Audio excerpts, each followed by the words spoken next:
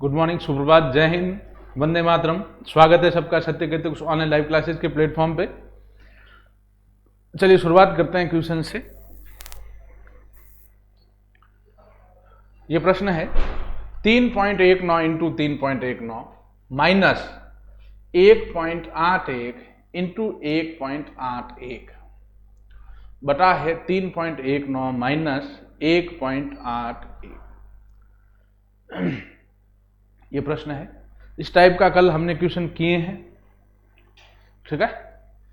इसमें कोई ना कोई सूत्र लगाने का आप लोग प्रयास करें, कोई ना कोई इसमें फॉर्मूला लगाएंगे। इस टाइप के जो सूत्र है, सूत्रों के सवाल हमने कल भी किए हैं, एक बार आप ट्राई करें और इसका आंसर कमेंट बॉक्स में देने का प्रयास करें। जो 9 सूत्र बीज गणित के हैं, नहीं कंठस्थ किए तो उनको कंठस्थ करें, रटें बेटा। उन 9 सूत्रों में से ही हमेशा कोई ना कोई सूत्र लगेगा। इसमें पूरा गुणा नहीं करना है, 3.19 को 3.19 से गुणा करें, फिर इसको इससे गुणा करें, फिर इसको घटाएं, फिर इसका भाग दें, इतना समय नहीं होता अपने पास, है ना। हमेशा इसमें कोई ना कोई सूत्र लगेगा। लगाएं इस पे और करें, इसका आंसर बताएं। देखिए इसको करते हैं बेटा। 3.19 टू 3.19 ये क्या हो गया, 3.19 का होल स्क्वायर माइनस 1.81 इंटू 1.81 तो 1.81 का होल स्क्वायर बटा 3.19 माइनस 1.81। 3.19 इंटू 3.19 3.19 का स्क्वायर माइनस 1.81 इंटू 1.81 तो 1.81 का स्क्वायर। बताइए इसमें कौन सा सूत्र लगेगा बेटा। ए स्क्वायर माइनस बी स्क्वायर बराबर क्या होता है, ए प्लस बी ए माइनस बी। ए स्क्वायर माइनस बी स्क्वायर बराबर क्या होता है बच्चा, ए प्लस बी इंटू ए माइनस बी। तो क्या होता है, ए प्लस बी माइनस बी, तो 3.19 प्लस 1.8 ए प्लस बी और ए माइनस बी, तो 3.19 माइनस 1.8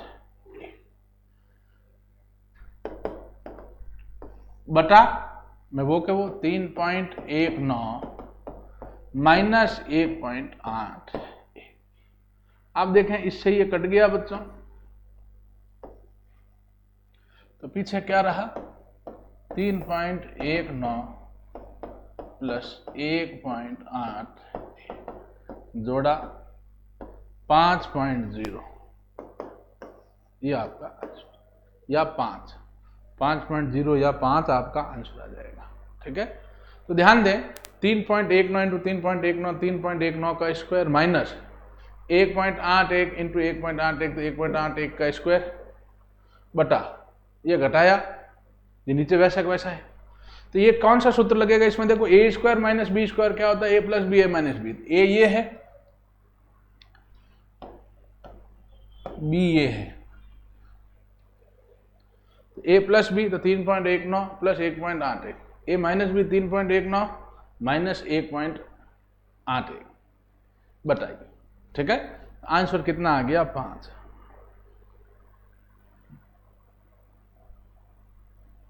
चलिए अगला प्रश्न करते हैं बेटा।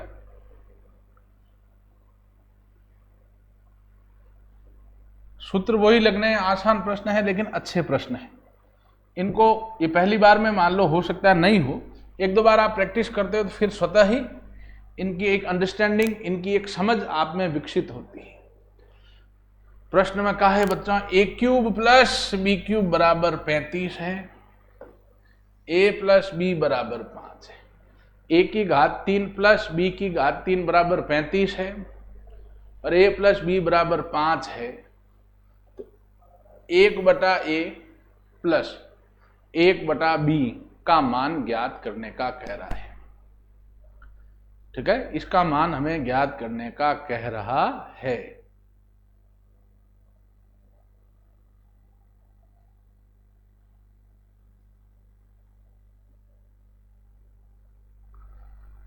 करें इसको, इसका मान दें भैया, आंसर दें, कोशिश करें, नहीं होगा तो मैं करवाऊंगा। इसमें सूत्र लगेगा वही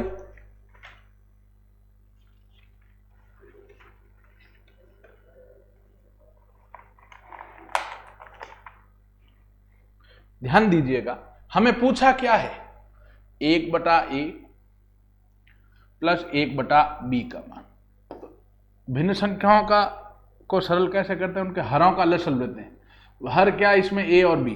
अजीब संख्याओं का लसब क्या होता है, उनका गुणा। a और b का लसब क्या होगा, इनका गुणा। a इंटू b मतलब ab।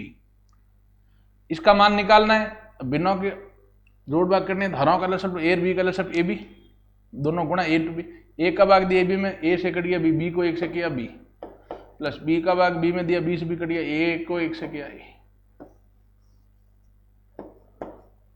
तो b प्लस a बटा ए बी, इसका हमें मान निकालना है। a प्लस बी या b प्लस a का मान तो 5 दिया हुआ, हमें मान निकालना किसका, ए बी का। हमें ए बी का मान ज्ञात करना है। अब ये ए क्यूब प्लस बी क्यूब कौन से सूत्र में होता है, सूत्र याद होने चाहिए बेटा इसमें। a प्लस बी का होल क्यूब क्या होता है, A cube plus B cube plus 3ab कोष्टक a प्लस बी। यहां से हम ए बी का मान निकाल लेंगे बच्चों। ये सीधा सूत्र है कि भाई ए प्लस बी का होल क्यूब क्या होता है, A cube plus B cube plus 3ab कोष्टक a plus B.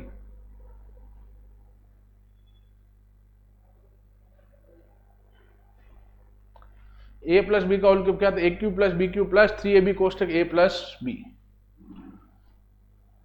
A plus B की जगह 5 लिखा, 5 का क्यूब बराबर A cube plus B cube की जगह 35 लिख दिया, प्लस 3 ए बी का ए बी कोष्टक ए प्लस बी की जगह 5 लिख दिया।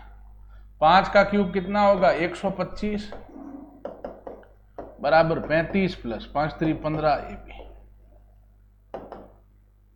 35 प्लस का उधर जाएगा माइनस का, 125 माइनस 35 बराबर 15 ए बी। 90 बराबर कितना आ जाएगा, 15 ए बी। तो ए बी क्या हो जाएगा, 90 बटा 15, 15 गुणा में भाग में जाएगा। ए बी कितना आ जाएगा, 6। ए बी आपका 6 आ गया। यहां मान रख दो बेटा, ए प्लस बी को थे बी प्लस 1 को 5 बटा ए बी का मान 6, तो आपका आंसर कितना आ गया, 5 बटा 6। आसान लेकिन बढ़िया प्रश्न था। इसमें सूत्रों आपको याद करना पड़ेगा, सूत्र याद नहीं है तो मामला नहीं बैठेगा। हमें ए क्यूब प्लस बी क्यूब बराबर 35 दिया है, ए प्लस बी बराबर 5 दिया है, तो 1 बटा ए प्लस 1 बटा बी का मान पूछा है। तो भैया ध्यान दें, ए प्लस बी का होल क्यूब का सूत्र क्या होता है, A cube plus B cube plus 3ab कोष्टक A plus B. A plus B 5 दिया, 5 लिख दिया, 5 का क्यूब तो cube, A cube plus B cube जगह 35 लिख दिया, प्लस 3ab कोष्टक ए प्लस बी की जगह 5, 5 का क्यूब 125 बराबर 35 प्लस 3 को 5 से गया 15, 15 ए बी। 35 प्लस का उधर लेके गए माइनस का, 125 माइनस 35 90 बराबर 15 ए बी। 15 गुणा में भाग में, ए बी बराबर 90 बटा 15, ए बी कितना आ गया, 6। अब जब ए बी का मान 6 आ गया बच्चों, अब इसमें रख दें आप 1 बटा ए प्लस 1 बटा बी में। ए बी का लसब कितना है, ए बी, ए का भाग ए बी में दिया, ए से कट गया बी, बी को 1 से किया बी प्लस बी का मान ए बी में दिया बी, बी को 1 से किया बी, दिया गया ए प्लस बी या बी प्लस ए कितना, 5 बटा 6। उत्तर कितना आया, 5 बटे 6। इन सवालों को एक बार जरूर करें, केवल समझना नहीं है बेटा, घर पे इनको दोबारा हल करें। अब ये प्रश्न है, इसको हम ऑप्शन से करें तो ज्यादा सही रहता है, ठीक है। कुछ सवालों को ऑप्शन से करें तो हम लोग ज्यादा सही रहते हैं। हर एक प्रश्न में आपको 4 ऑप्शन दिए हुए ही होंगे बच्चों, ठीक है। जैसे ऑप्शन से मैं करना बताता हूं इसी सवाल को। 4 ऑप्शन होंगे अपने पास।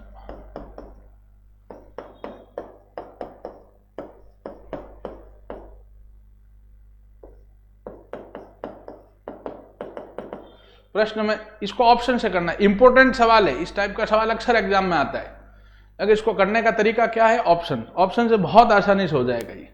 यदि एक भिन्न के अंश में, भिन्न क्या होता है, बटा बटी वाली संख्या, अंश बटा हर के रूप में जो संख्या होती, अंश बटा हर के रूप में जो संख्या होती है वो भिन्न संख्या होती। यदि एक भिन्न के अंश में से 2 घटाएं, अंश में से 2 घटाएं तो 1/4 हो जाती है। तो भैया अंश में से 2 घटाएं तो पहली संख्या 7 है, 7 में से 2 घटाया तो कितना हो रहा है, 5/12 हो रही है। लेकिन ये क्या कह रहा है, यदि भिन्न के अंश में से 2 घटाएं तो 1/4 होनी चाहिए। कितनी होनी चाहिए, 1/4 हो कितनी रही, 5/12। तो क्या वो सही है बच्चों, नहीं। एक भिन्न के अंश में से 2 घटाएं तो 1/4 हो जाती है। तो भिन्न, पहले ऑप्शन देख लो, 7/12 है, इसमें से 2 घटाओ, पहली संख्या में से 2 घटाओ, 7 - 2 कितना रहा, 5/12 है। ये हो गया 5/12, 5/12 हो गया बच्चों। लेकिन होना कितना चाहिए, 1/4। तो ये ऑप्शन नहीं है। ऑप्शन बी में, क्योंकि अंश में से 2 घटाएं, क्या कह रहा है, अंश में से 2 घटाएं, तो अंश कितना, 5 में से 2 घटाओ, या 3/12, इसको काटा तो 1/4। ये 1/4 आ रहा है कि नहीं आ रहा है बच्चों, प्रश्न में यही कहा है, यदि भिन्न के अंश में से 2 घटाएं तो 1/4 आनी चाहिए।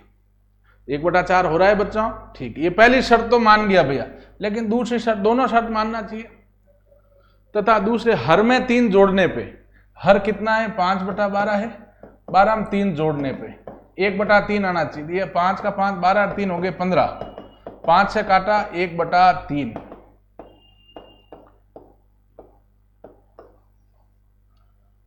तथा दूसरे हर में 3 जोड़ें तो 1/3 हो जाता। तो देख लें, अगर हर में 3 जोड़ते हैं, 5/12, 12 में 3 जोड़ा, नीचे वाली संख्या हर होती है, उसमें 3 जोड़ा, 12 में 3 15 हो रहा है, 5/15 काटा 1/3 आ रहा है कि नहीं आ रहा है बच्चों, आ रहा है। तो ध्यान दें, पहले तो क्या था, दोनों इसमें कंडीशन मान रहा है, तो ऑप्शन बी करेक्ट। क्यों, 5/12, इसके अंश में से 2 घटाए, 5 में 2 घटाए 3, 3/12 काटा 1/4 आ गया। अब 5/12 हर में 3 जोड़ा, 5 का 5, 12 में 3 जोड़ा 15, काटा इसको 1/3 आ रहा है बच्चों। तो यही चीजें कह रहा है कि भाई अंश में से 2 घटाएं तो 1/4 आना चाहिए, आ रहा है। हर में 2 जोड़े, 3 जोड़े तो 1/3 आना चाहिए, आ रहा है। तो इसका मतलब कौन सा ऑप्शन करेक्ट होगा बच्चों, बी फॉर बॉय। तो भिन्न वाला सवाल, अंश में इतना जोड़ने पे या घटाने पे, या हर में इतना जोड़ने घटाने पे भिन्न संख्या इतनी हो जाती, इतनी हो जाती, तो वो इस टाइप के सवाल में ध्यान दें सदैव, इनको ऑप्शन से कीजिए, ठीक है भैया। भिन्न संख्या है, उसमें अंश में इतना जोड़ना, उतना जोड़ दो, अगर कट रहा है ऊपर नीचे काट दो, फिर देख लो जो प्रश्न में दी हुई संख्या आ रही कि नहीं आ रही। उसी प्रकार हर में जोड़ने का घटाने कहता है, वो उतना जोड़ दो या घटा दो, उसके बाद कट कटा के प्रश्न में दिए अनुसार संख्या आ रही है या नहीं आ रही, नहीं आ रही है तो अपना वो आंसर नहीं होगा, जिस ऑप्शन में आ जाता है वही आपका करेक्ट आंसर होगा। अब अगला प्रश्न है,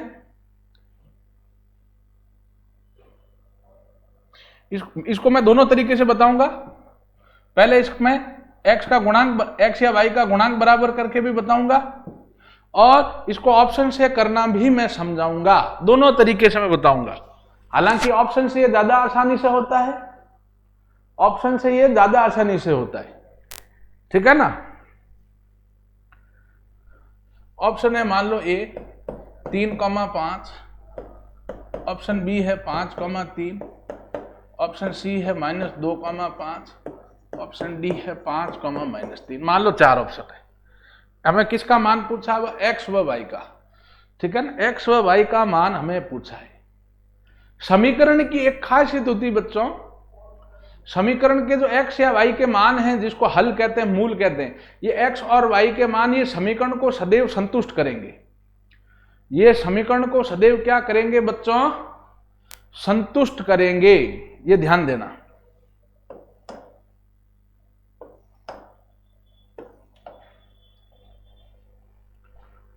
आप चेक कर लें। पहला है 2x + 3y = 19 है। इसमें आप मान रख लें बेटा, x की जगह कितना लिखेंगे 3, y की जगह 5, तो 2 का 2 × x की जगह 3। जहां x है, x और y का मान दिया है, तो पहले ऑप्शन में x कितना दिया 3, y कितना दिया 5, समीकरण में रखो।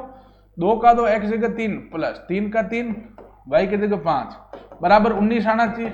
2 × 6 + 15 = 19 आना चाहिए। 15 × 6 = 21 = 19 आ रहा है। क्या ये संतुष्ट कर रहा है बच्चों? नहीं। संतुष्ट करने का मतलब है 19 = 19 होना या 21 = 21 होना, वह संतुष्ट करना कहलाता है। क्या इसमें संतुष्ट कर रहा है बच्चों? नहीं, इसमें संतुष्ट नहीं कर रहा। 21 = 19 आ रहा था, क्या 21 19 के बराबर आ रहा है? नहीं। तो अब ऑप्शन बी ले लें। ऑप्शन बी में वही समीकरण है, 2x प्लस 3y बराबर 19 है। इसमें मान रखो, 2 का 2 x जगह 5 प्लस 3 का 3 y की जगह 3 बराबर 19 आना चाहिए। 5 दूनी 10 प्लस 3 तो 9 बराबर 19। 19 बराबर 19 आ रहा है कि नहीं आ रहा है बच्चों? आ रहा है। अब 19 बराबर 19 है, मतलब ये समीकरण को संतुष्ट कर रहा है या नहीं कर रहा है बच्चों? कर रहा है समीकरण को संतुष्ट। लेकिन क्या पहले समीकरण को संतुष्ट करना ही काफी है क्या बच्चों? नहीं, दूसरा समीकरण को भी संतुष्ट करना पड़ेगा। दोनों समीकरणों को जो संतुष्ट करता है वही आंसर है। दूसरा समीकरण क्या है? 4x माइनस वाई बराबर 17। 4 इंटू एक्स कितना है? 5 दिया हुआ है 5, माइनस वाई कितना 3 बराबर 17। 4 पंजे 20 माइनस 3 बराबर 17। तो 17 बराबर कितना आ रहा है बच्चों? 17। ये आ रहा है कि नहीं आ रहा है बच्चों?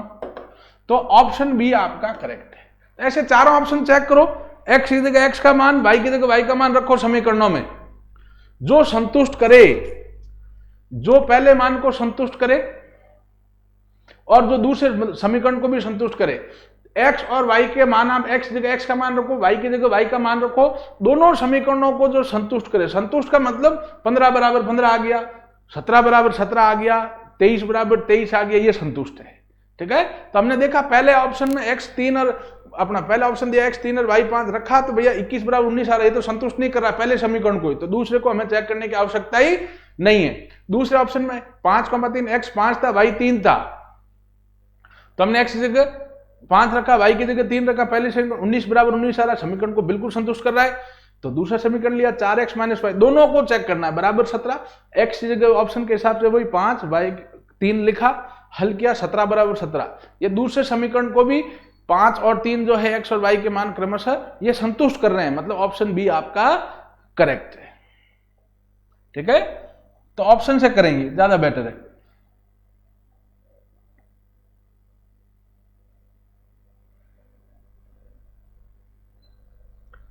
और इसको हम गुणांक जो है, गुणांक बराबर करके भी कर सकते हैं, लेकिन वो थोड़ा ज्यादा मतलब समय लेगा, तो मेरी आपको राय है कि आप ऑप्शन से ही करें। ठीक है ना, उसमें समय ज्यादा लगेगा। अब ये प्रश्न है अगला, इसको भी आप ऑप्शन से करने का प्रयास करें। मैं इसमें 4 ऑप्शन दे दूंगा आपको। आसान लेकिन अच्छा प्रश्न है। एक संख्या 2 अंकों से बनी जिनका योग 6 है। एक संख्या 2 अंकों से बनी है जिनका योग कितना है? 6। यदि उनके अंकों को बदल दिया जाए तो 18 अधिक हो अंक, जिनका योग कितना है? 6। 2 अंकों से बनी, 2 अंकों का योग 6 है, अंकों को बदल दिया जाए, उनके अंकों को बदल दिया जाए तो 18 अधिक हो जाता है, तो वह संख्या क्या है? 4 ऑप्शन आपको अगर देता है वो,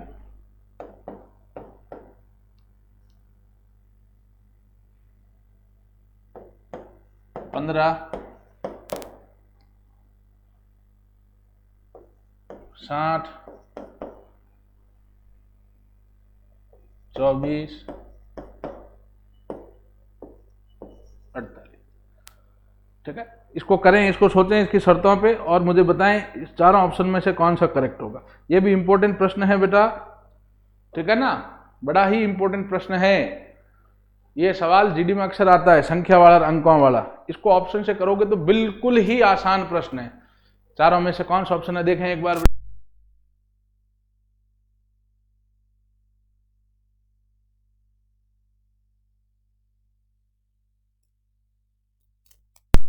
एक बार ट्राई करें, इसको नहीं होगा तो फिर मैं करवाऊंगा।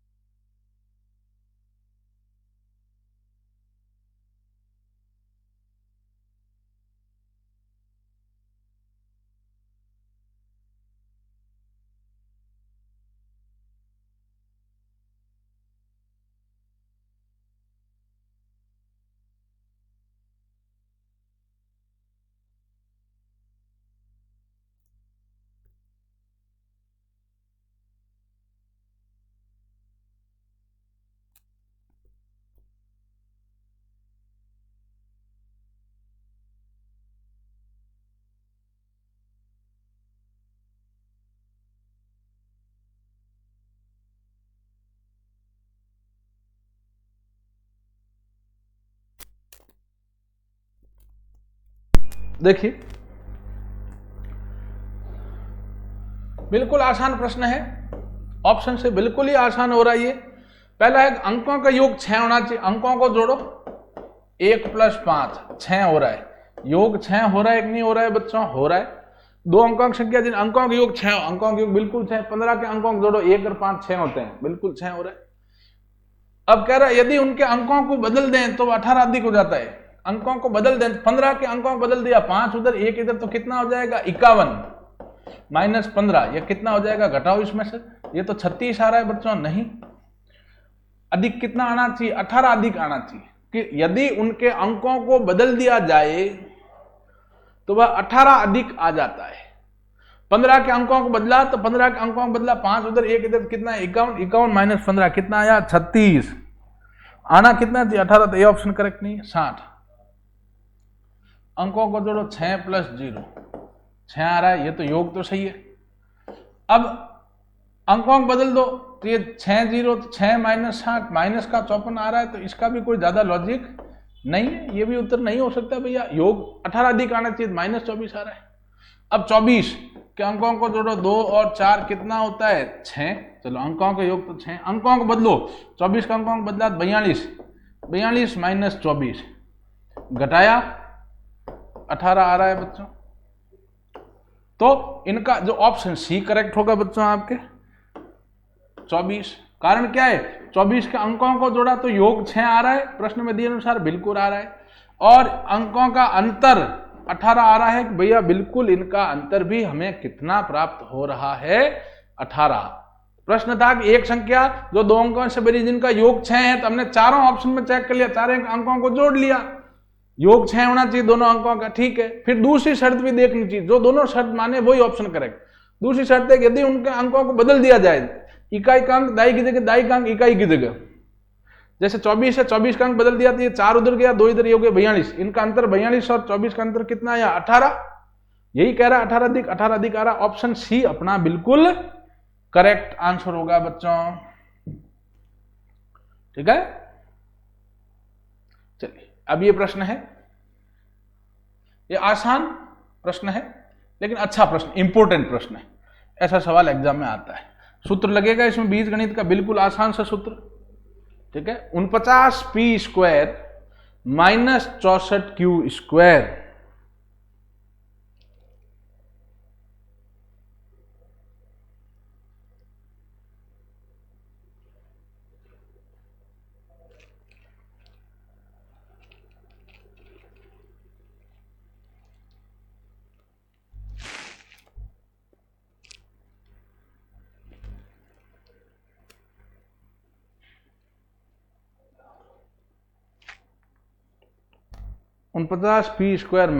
64q², ठीक है। आप यहां देखें 49 किसी का वर्ग है, 64 भी किसी का वर्ग है। कौन सा सूत्र लगेगा इसमें? आपको याद हो तो हमने पहले भी सूत्र का उपयोग किया, a² - b²। वो क्या होता है? a + b और a - b। a² - b² क्या होता है बच्चों? a + b into a - b, ठीक है। a² - b² बराबर a + b, a - b। तो क्या इसको सीधा 49 को a माने बच्चों और 64 को b मान ले? नहीं, यहां ये गलती ना करें, देखो इस पॉइंट को ध्यान से समझें। a का स्क्वायर - b का स्क्वायर है, तो इसको किसी न किसी का वर्ग लिखना पड़ेगा। सीधा इसको a मानोगे तो गड़बड़ है, इसको सीधा b मानोगे तो इसको वर्ग लिखना है। तो 49 किसका वर्ग है? 7 का। p² किसका वर्ग है? p का, तो 7p का स्क्वायर माइनस 64 किसका वर्ग है? 8 का। q² किसका वर्ग है? q का, तो q²। तो पहले इस तरीके से किसी के स्क्वायर के रूप में, किसी के वर्ग के रूप में हमें इसको लिखना है। तो 49p² को लिखा 7p का स्क्वायर माइनस 64q² को लिखा 8q का स्क्वायर। अब आप यहां देखें, अब हमें यहां a कितना प्राप्त हुआ? 7p, और b हमें कितना लेना है? 8q। अब ये सूत्र लगा लें, a + b, तो 7p + 8q, a + b, a - b 7p - 8q, ये आपका आंसर आ जाएगा भैया। तो यहां ये ध्यान देना है सीधा 49p को a नहीं मानना है या 64 को नहीं मानना है b। यहां वर्ग के रूप में a का स्क्वायर माइनस b स्क्वायर वर्ग के रूप में लिखना। 49p स्क्वायर को किसका वर्ग लिखेंगे? 7p का स्क्वायर। 64q स्क्वायर को किसका वर्ग लिखेंगे? 8q का स्क्वायर। a हो गया 7p, b हो गया 8q। a plus b 7p plus 8q, a minus b 7p minus 8q। समझ आ रही बात? ये आपका आंसर है। ठीक है, तो इन सूत्रों को हमें रटना है बेटा। ये बड़ा ही इंपॉर्टेंट प्रश्न था। चलिए अब इसमें लास्ट सवाल आज की क्लास का। इसके बाद अब ये प्रश्न है, ये बहुपद दे रखा है हमें, इसकी घात पूछी। देखें ध्यान दें, ये किसकी घात पूछी है? बहुपद की। हमें बच्चों बहुपद की घात पूछी है, हमें बहुपद की घात पूछी है। ठीक है, तो यहां यूं देखो तो x की घात यहां 3 है, यहां x की घात 2 है, y की घात 3 है, यहां x की घात 4 है, यहां x की घात नहीं दे रखी तो 1 है, यहां x की घात x है ही नहीं तो x की घात 0 है। तो यूं प्रथम दृष्टिया जब देखते हैं तो हमें लगता है 4 अधिकतम घात है। नहीं, हमें पद में देखना, पूरा पद किससे अलग होता है? प्लस और माइनस से। इसमें जैसे कितने पद हैं? 4, 1, ये 2, ये 3, ये 4 पद हमेशा किससे अलग होते हैं? प्लस और माइनस से।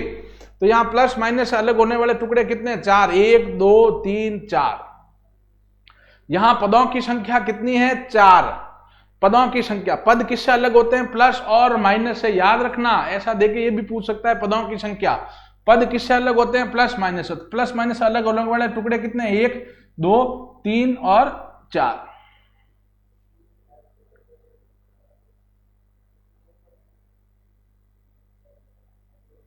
ठीक है, अब इसमें इनकी घात पूछी है। यूं x की घात यहां 4 है, लेकिन पूरे पद की घात देखी जाती है। x की घात यहां 2 है, y की घात 3, तो यहां पूरे पद की घात कितनी है? 5। यहां केवल x की घात है तो वो कितनी है? 4। यहां घात नहीं दे रखी तो घात 1, और इसमें घात है ही नहीं, x दिया हुआ ही नहीं तो घात 0।